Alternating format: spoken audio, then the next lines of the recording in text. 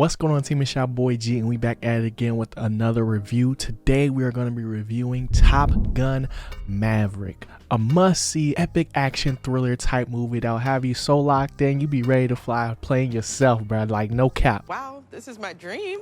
One of the reasons why this movie was so good was because like it was just like an easy to follow storyline, and you don't really necessarily need to see the first movie to actually like understand what's going on. Like, obviously the first movie is a classic, but I'm gonna be real, I didn't see it, so going into it I was kind of like apprehensive because I'm like, man, I definitely want to go see it, but just timing didn't work out. Ain't nobody trying to hear that bullshit, man.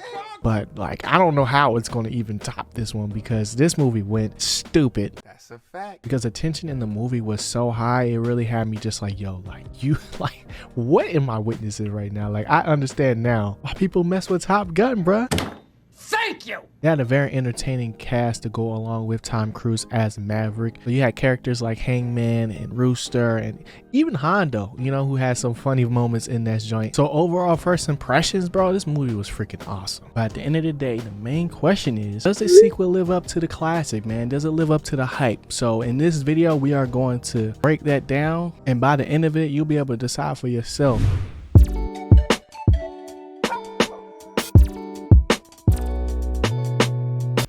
All right, first off, let's talk about Maverick, or Pete, or Tom Cruise, whatever you want to call him. The main character of this movie, the star of the show, man, he did not disappoint. Like, I finally understand what people say when they talk about like Tom Cruise. You know, now I got to go through his whole catalog of movies because I finally see the appeal. You know what I'm saying? That's why he's the GOAT!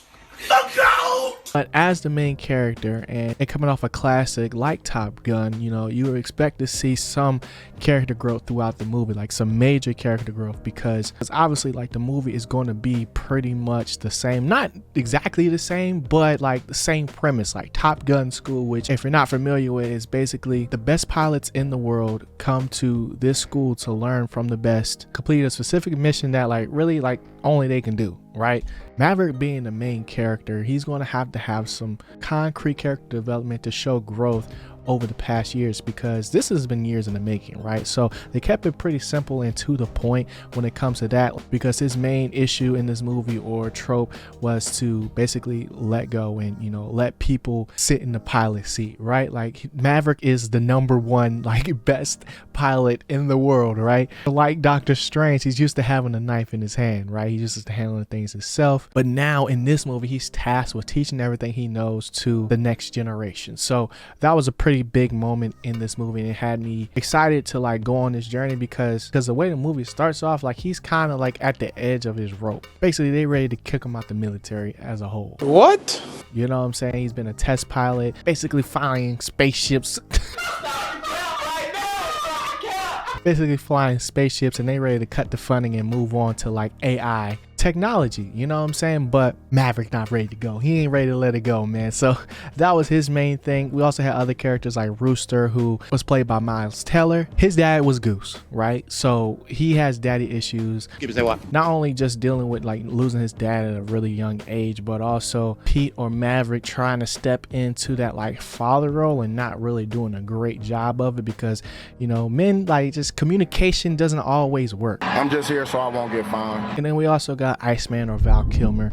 I can't leave him out because like he was one of the stars of the first initial movie. I don't know what his role was, but it looks like he was more so like of a rival. I'm not really sure. I gotta go check on that, but it was dope to see him also have a cameo in this. Now, if you don't know, Val Kilmer had like throat cancer, so a lot of people were probably like worried going into this movie, like how they're going to tie that in. Logical. And I think they did a good job with it. People are still going to get that same nostalgia, being able to see him in the movie and stuff like that. But, you know, they don't completely like recast him or anything like that. So I think they did him justice with that joint. And when I tell you like the nostalgia was on 10, like from the music to just like the flashbacks and everything like that, they was doing their thing. But when it came to characters like Penny or Jennifer Connelly, who was a love interest in this movie, she was kind of basically like a plot device. So yes, like she had an important role in like Maverick's character development because she helped them kind of like rekindle things with Rooster, but it wasn't so much so that like we needed to actually see it, you know what I'm saying? Because the advice she gave him wasn't even really that crazy,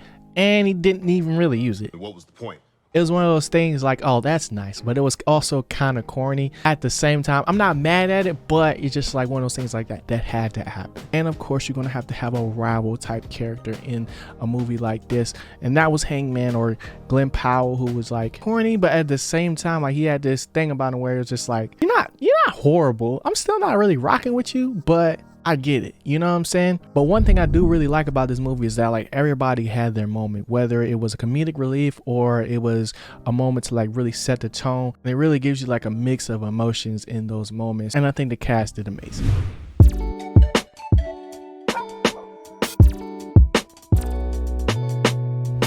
Now let's get into this plot, man. So like opening sequence, they set the tone. They got the music playing, my man's riding a motorcycle, and he's also getting into this plane. They finna go crazy. Yeah, baby. And it really just let me know like what I was in for.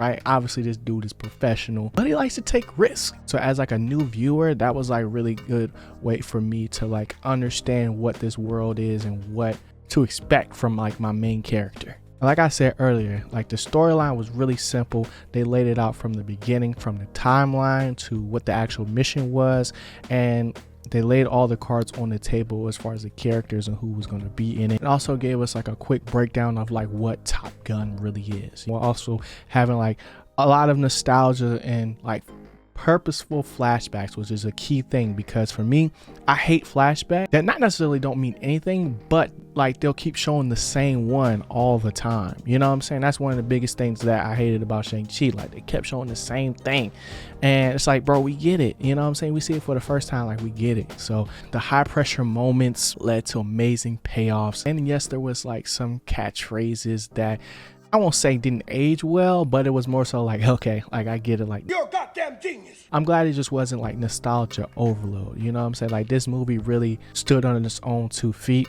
and I really love how like the main portion of the movie is still about the training, right? That was the whole point of Top Gun. It's a school, but don't get me wrong, man, the actual mission did not disappoint. Now, like I said, like this movie is basically paced perfectly, but it was cool to see how they incorporated like the mission time with how they kind of broke up the different arcs in the movie. So little things like that really impressed me with this movie. And then obviously like the actual mission, I'm just so glad it wasn't a dud.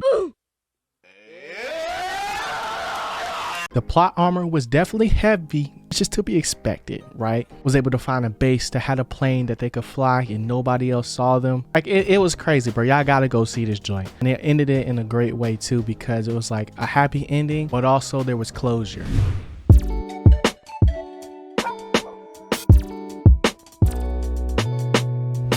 All in all, man, this joint was almost perfect. I ain't gonna cap. So basically, to sum this movie up, man, like they covered loss, they covered how to move on. Maverick and Rooster was able to rekindle their bond eventually, but based on how the story was going, now you could tell that that was already like inevitable.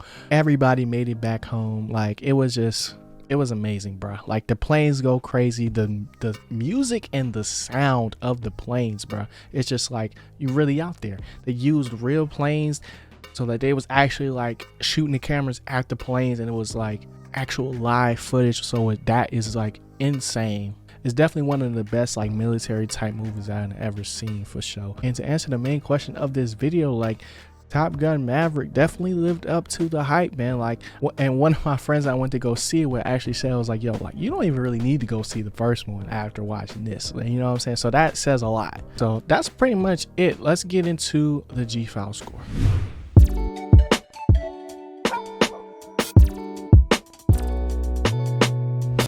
All right, so Top Gun Maverick, man, it's finally time to rank this thing. And I will say, bro, like this movie surprised me. Like I knew it was gonna be good. I mean, it got Tom Cruise in it, but I'm not the biggest Tom Cruise fan.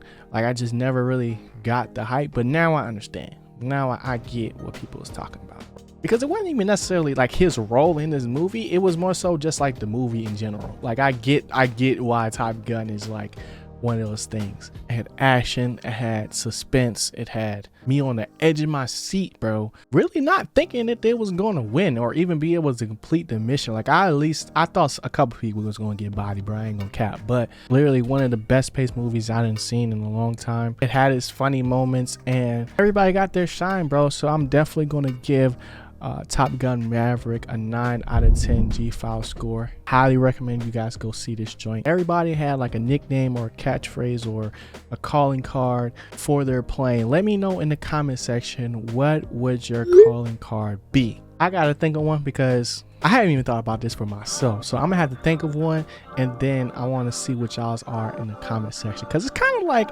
coming up with a gamer tag. So y'all might already got the perfect answer for this, but I don't know. I'm just curious to see what some of y'all names would be. But other than that, that's pretty much all I got for this review, man. If you guys enjoyed, hit that like button, hit the subscribe button down below if you want to see more TV and movie content. And I'm gonna holler at y'all in the next video, man. Y'all be easy, y'all on the vibes. Always keep growing. See you guys, be boy G. I'm going. Peace.